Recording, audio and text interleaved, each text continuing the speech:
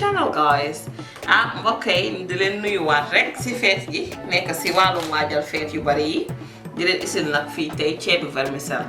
My recipe today is jollof rice and vermicelli. This vermicelli pasta is really nice with jollof rice. This is a different one as well, so you can try it and introduce it in your kitchen. Absolutely beautiful. We love it. Okay, rek ni ko faral di defee si biir Barrifemme kitchen di leen isil nag ay recette yoo xam ne mashallah lépp natural boole si nag ak sun ay xeeti femme yoo xam ne maana day tàlla. Ayca bismillah mbokk yi ñu jiital nag def ni sun benn onion ak poivron.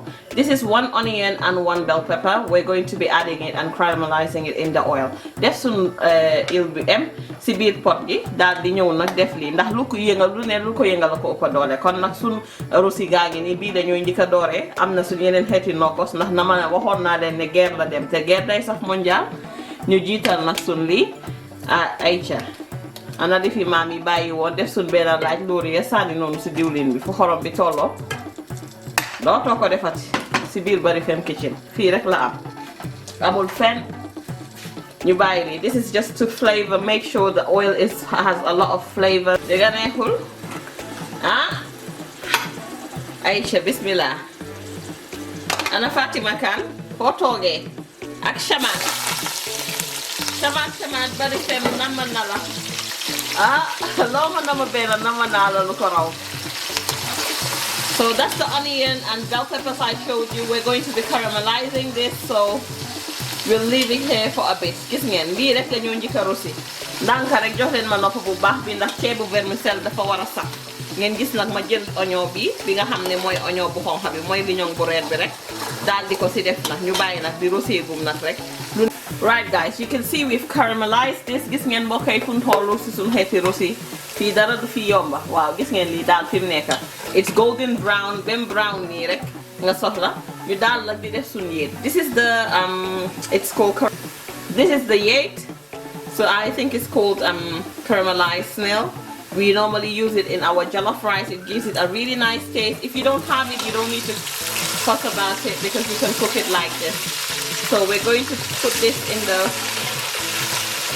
waaw gis ngeen yéet bi nag teeluma koo def ndax damaa bëgguma mu wow balaa ndawal bi di dugga damaa bëgg mu safaale ndawal bi jox ceeb bi guugoo xam ne man. That's the lamb, so we're going to be adding it.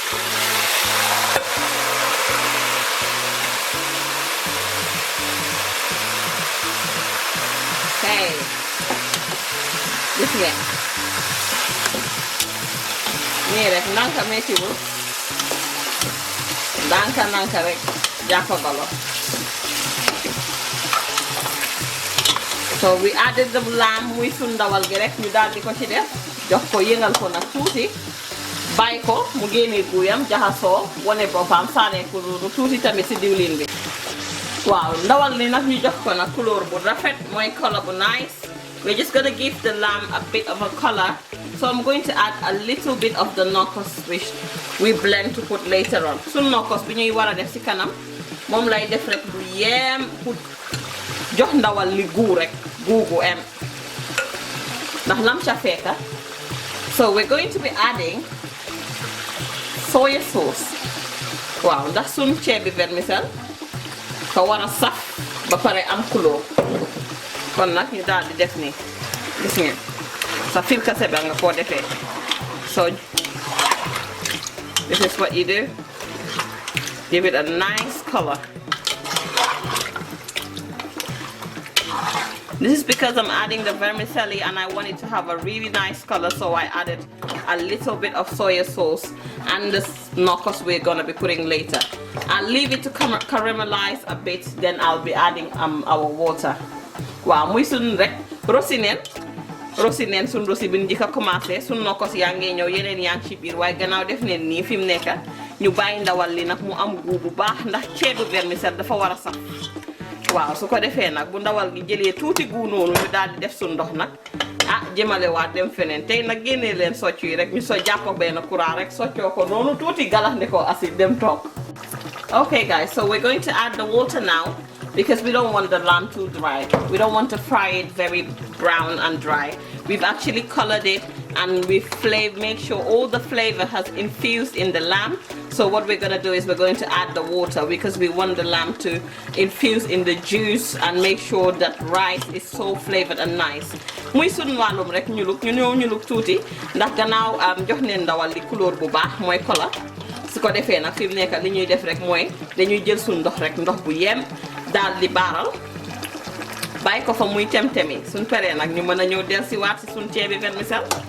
Waaw kay ayca. So that's 1.7 liters of water.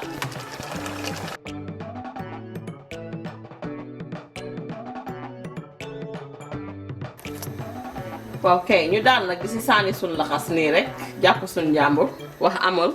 Guys, this is the assorted meat, so you don't really need to put it there if you look at this, how beautiful it is. So beautiful and nice. Okay. Daal di ko si bàyyi nii nag mu baax ndànk balaa ñuy def sun nokkos nga mën a am nag lu neex. So okay, gis ngeen. Okay guys, so you can see that everything is nice and colored.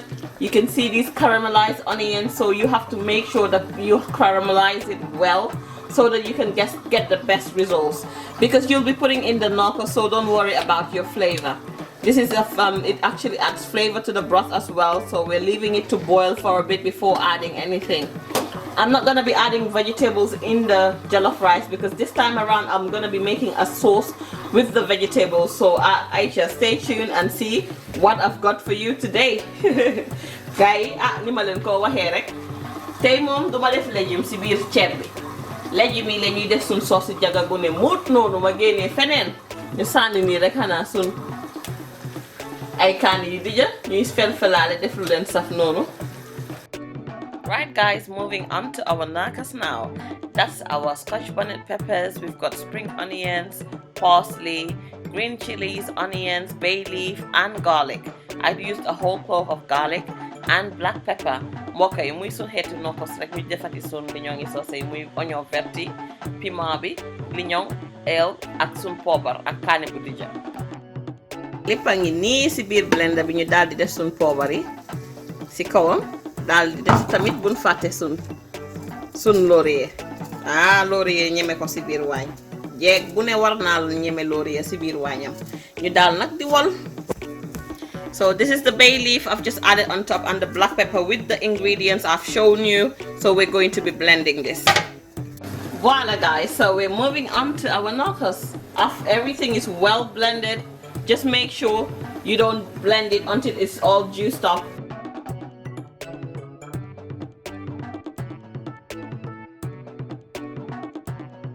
Voila, I've just left a little bit here and I'll be showing you what we're going to be doing with it. So knockos bi nag ñu desal noonu lu yem rek te dinaa leen mën a won fan la moo jëm. Okay. Ëpp na. Fi mu ne xamalatuma ceeb bi dara. Mbir ba dem ba nekk combat. Saf guerre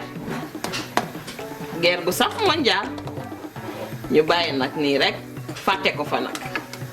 So we're going to leave it here to boil until everything is well cooked before we put the rice. So I'm going to be moving on to the vermicelli. I'll be showing you what to do with it next. Medium heat, ñu wàññi safara bi tuuti rek bàyyi ko nag muy baaral noonu ndànk lu nekk di yàbbi si biir ceeb bi ndax yàkkamti woon ko yàkkamti yàqule. Biir Barrifemme kitchen moom nag yi moo fi am ay xeeti feem yi fi am bu dee nag ku ees nga fi rek nga daal di laal subscribe gi nànk jàpp sa ñàmbur. Okay, sun vermicelli bi nag la dañ koy jël saaf ko la soo ko saafee mooy waral ne du tooy nga xam ne nag du dem ba nga xam ne day jaxasoo ak maalo bi ba tooyal maalo bi danga koy saaf nii rek saafee ko boor des na si yow li nga bëgg a def si sa ceeb rek waaye bu vermicelli bi ëpp ceeb bi ndax suñ guyi ceeb tamit fu mu war a toogee rek ëpp na waaw man daal nii laa ko bëggee def sama vermicelli bu I used the 450 grams pack and I used like 3/4 of it, so I would say 300 grams of it. Wow, mom len def rek 300 grams mom len def nii sun vermicelli daal di ko saaf fii nag bem marron. Voila guys, that's all done. I'm gonna be, make sure you sieve out all the oil, don't put it in with the oil. So just, we'll be putting it in a bowl for now until it's time to put it in the broth. Okay, ñu daal rek bu leen nangu benn diwlin toppaleen. Waaw ñu daal rek di ko def nii nga xam ne diw bi lépp wàcca.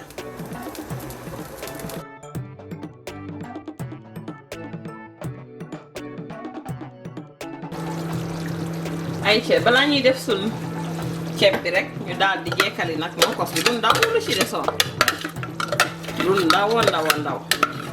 That's the remaining nokkos we blended. I told you to leave a little bit there. This is just to ensure that everything is intact. We don't want any mistakes here, so I want to make sure everything is intact. All the flavors have infused nicely in the broth, and then it is ready to take have that rice and flavor it up.